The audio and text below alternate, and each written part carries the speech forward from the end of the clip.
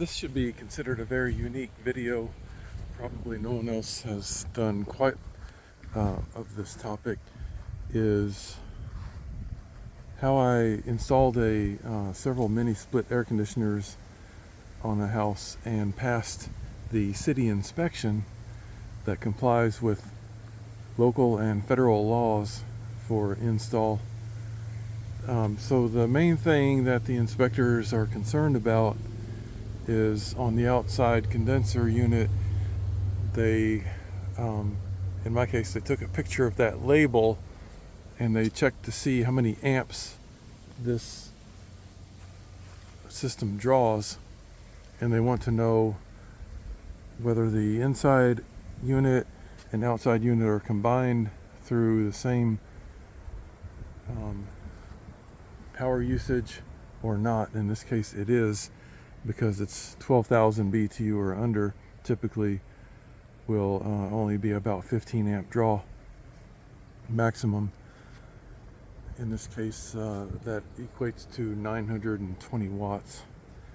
So on that label they noticed it's 15 amp, so they want to make sure there's a cutoff switch available close by, so that when HVAC technicians want to repair the system, they can cut the power right there on site instead of depending on the breaker box in the garage. In my case, the service panel in the garage, because if you just shut the service panel breaker off and work on it out here, somebody at the service panel out of view could turn it back on and shock the person working on this.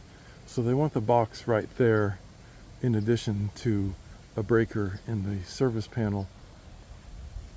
So in my case, the house service panel 200 amp standard is located in the garage there, and I installed a sub panel which required an electrical inspection, and what they're looking for is to make sure that you're using conduit with a strap every 3 feet approximately,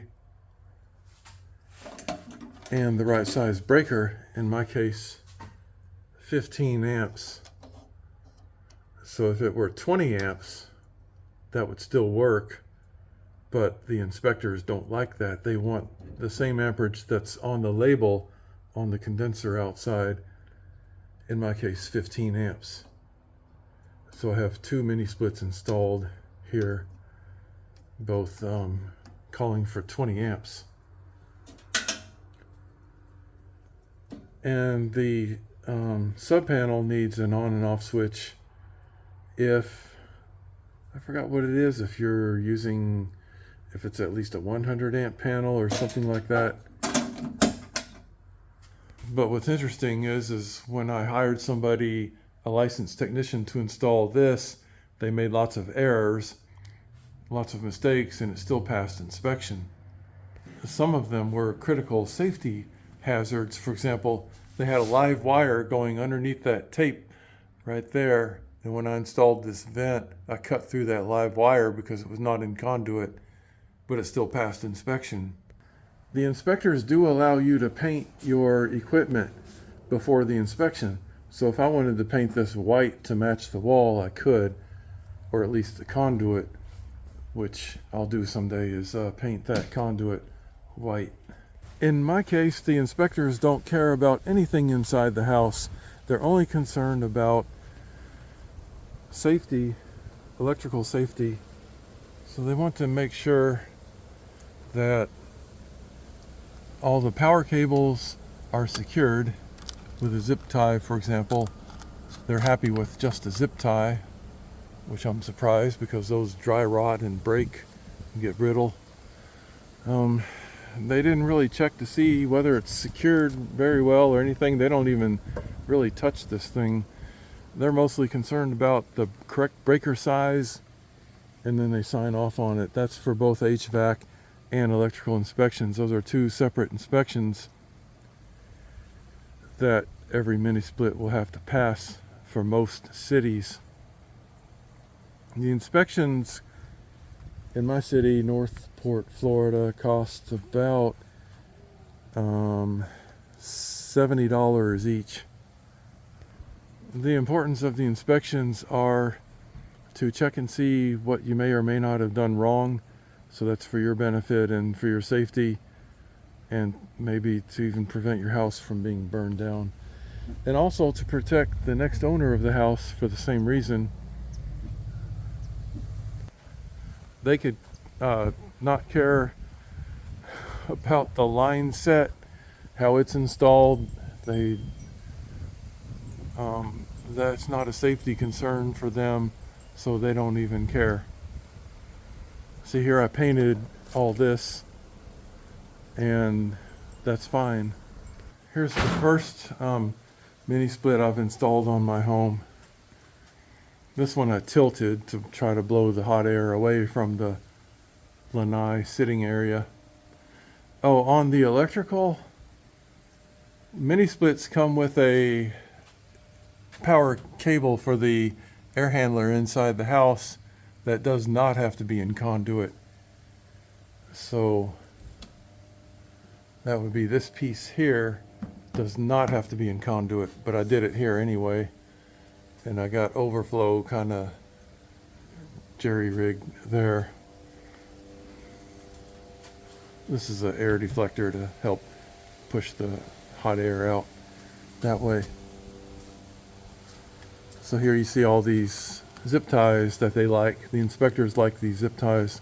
Also, another thing for the drain, the condensation drain coming out of the inside air handler has to be under the cutoff switch. They will not allow this to go over the top of it. Beware when you buy these cutoff switches, some of them require a little glass fuse. So I would recommend getting the kind that don't require a fuse to save another trip to the hardware store.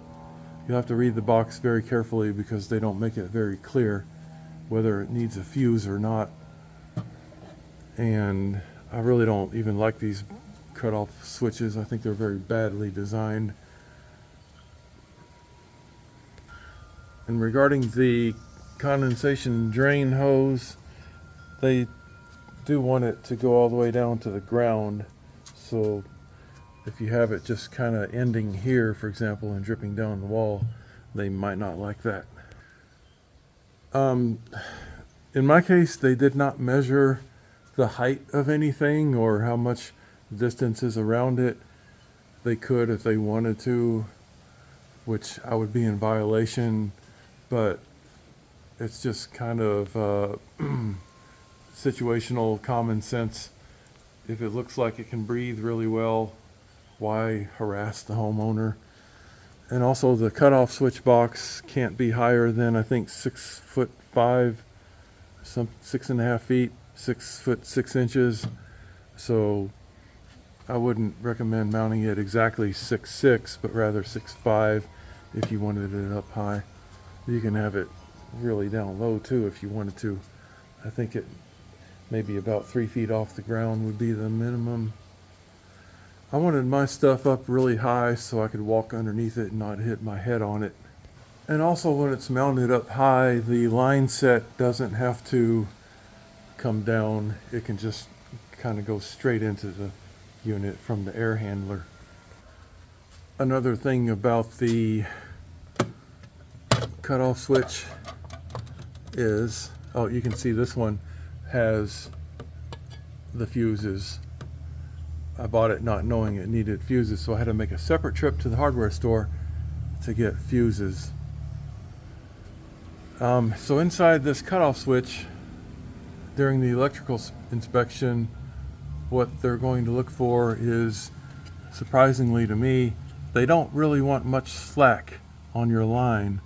This would be the maximum. They want it really clear how it runs. They don't want any circles or anything. And they also, if you're using 230 volts like I do, they want your white wire marked as hot and that would be a red piece of tape. But this made in China red tape, or even made in USA, doesn't stay, especially in Florida. You see it's already come off.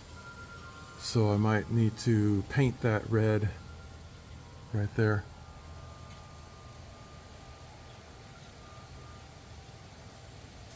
Or how about something just kind of more common sense, use a label maker and just put a label right here that says 230 volts. 240 generally refers to the huge HVAC systems, the inefficient ones that come with the house, the ductwork and all that. 230 mini splits